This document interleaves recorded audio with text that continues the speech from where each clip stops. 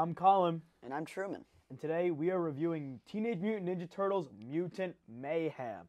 So if you're not familiar with that movie, it's about the Ninja Turtles, which honestly I hope you guys know. It's the four turtles, Raphael, Leonardo, Donatello, and Michelangelo, and their goal is to save the city of New York while being undercover.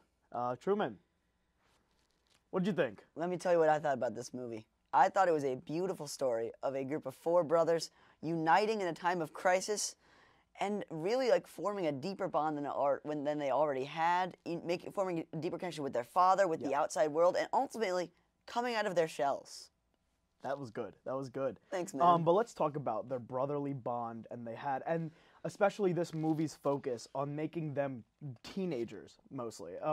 This movie, out of all of the Ninja Turtles movies, made them feel the most like teenagers to me, especially after the Michael Bay movies, which they were just kind of big monsters. What did you think? They were bulletproof. They were bulletproof. Why are they bulletproof? Why are they bulletproof? They're not even ninjas. They just kind of burst into rooms and go.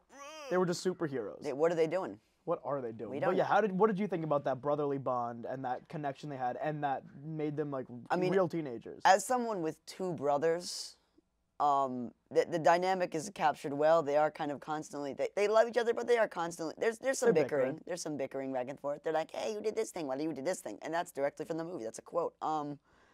And I think what really kind of sells this movie, what makes you really care about the characters, is like once one of the Ninja Turtles is in trouble, if they're in a bind, you see the reactions of the other three, and they sound and look so like actually genuinely worried, and then you as an audience member are like, oh my gosh, he's gonna lose his brother maybe, and like you feel it. Like I felt a pang in my chest every time one of them was in danger.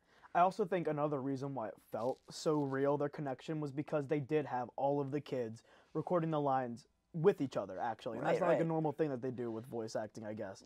But they had them all together, and a lot of it was also improv. Like, a lot of it was just, they were letting the kids riff off of each other, which I thought was awesome. I mean, I'm sure it was a bit mania with those kids. I bet it was. They're just kind of going back and forth, Yep. That's what Ninja Turtles is all about. They're just kind of playing off of each other, which I think is really important for them, because I think it's important that they feel like their own kind of united family. And sure, they have Splinter, but really, like, they're the only ones that know their experience. But wait. Let's talk about Splinter. Let's talk about Splinter. Jackie Chan, right? I liked it. As Splinter. I liked it. Crazy to even think of. It's Jackie crazy. Chan as Splinter. I mean, like, I heard awesome. the news of the casting, and I was not surprised at all, but I was very happy. It was awesome. I was like, of course. What did you think? What did you think of him? I liked his little design. I liked his afro he had going on. I thought it was fun. I thought he did a great job. You know what I didn't like? What? Is from what I hear, I've heard tell, that normally he's not usually a rat at the beginning. Normally he's a man that's turned into a rat. He's just a rat that read a kung fu book, just like in Michael Bay. Yes. That wouldn't make any sense. You don't learn kung fu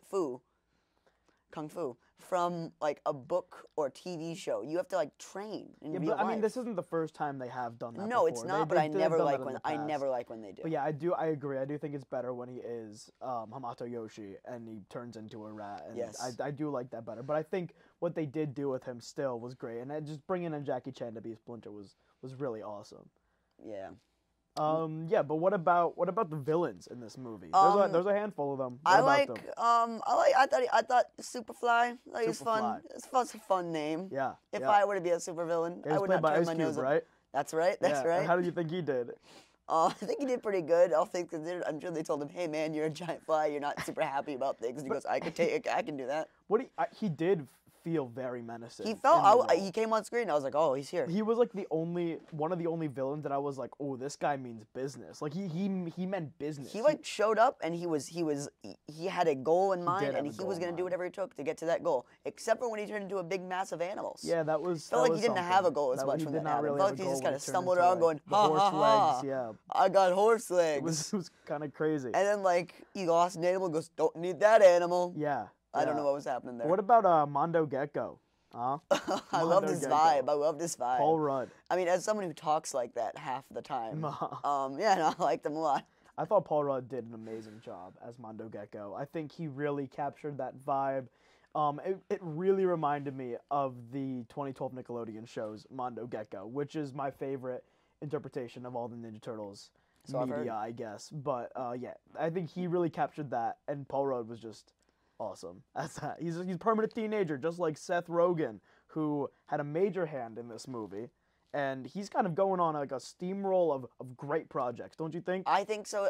He's got The Boys. He's got this. He's got Third Thing. Invincible. He's got that. At the end of the day, I think he's really coming into his own, and he's like, from permanent teenager Seth Rogen. Maybe don't call him that. I didn't like that as much. That was a bit weird. That was a bit weird. I don't know why you call call him that, but I think it was a fun. I think he's good at telling these kinds of stories. Yeah, but how about this, Truman? Ready? The animation. I know how much you loved that. Oh, man. Talk a bit about that. Oh, you know that part where they're coming in swinging, they're swinging around, and then you already know what I'm talking about, where it shows like Leonardo cutting through some guys, and then it cuts, and they're in a new location, and it's Donatello in the same place where Leonardo just was, and they keep cutting. It's like a montage of the four of them. I did not stop like breathing. My heart was pounding. I was breathing heavily as if I was the one doing the fighting, even though I was not. You just felt that strongly. I felt that strongly about it. Yeah, I watched it in a theater with a good buddy of mine. I turned to him, and I was like, and he's like, "Are you okay, man? You're really red." And I'm like, I don't know. Yeah. So you liked it. Yeah. Yeah. I also really liked the animation. I really liked how the animation kind of gave off a vibe of like, this is what how a teenager would draw. Like the humans' faces were like disfigured. Just right. They were bumpy. Like that's just a teenager scribbling in his notebook, a little comic. And like that's what this movie was. Mr. Beast was in it. Mr. Beast was in it. That's not on topic, but it came to my mind. I had to get it out. He's in it. There's nothing more to say about it. He's in it for one line. He is in it for one line. But to bounce back to what I was saying about it being kind of like a teenager made it, that's also where I can see some flaws. Where since there were so many villains, it kind of felt like a teenager was like, ooh, I love all these villains, let me grab them and use them. And they didn't feel much developed, Let me grab them, yeah, and threw them in the movie, right in. And I didn't think they were very developed, but I still had a fun time, Yeah, a good buddy of mine put out a tweet a few months back, and he said, if I didn't know any better, the marketing would have me believe that the song "Can I Kick It" played over every single second of this movie, and it didn't play over every single second, but it was played. At least it was played. At least it was not just trailer bait. It was played. It wasn't like, Blue Beetle.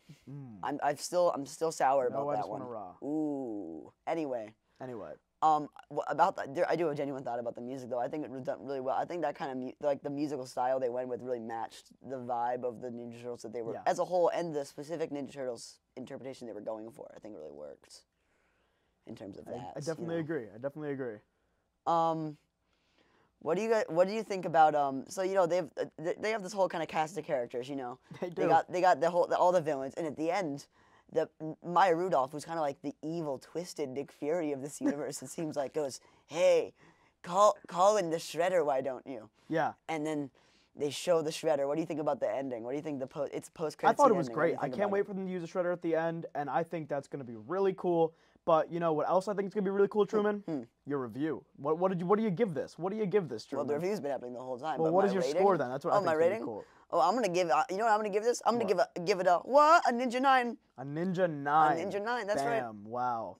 I had fun with the movie. I thought it was good, fun time. I'm gonna give it a 7 out of 10. All right. And yeah, that's all we got for you guys. Thank you guys for watching. See you next time.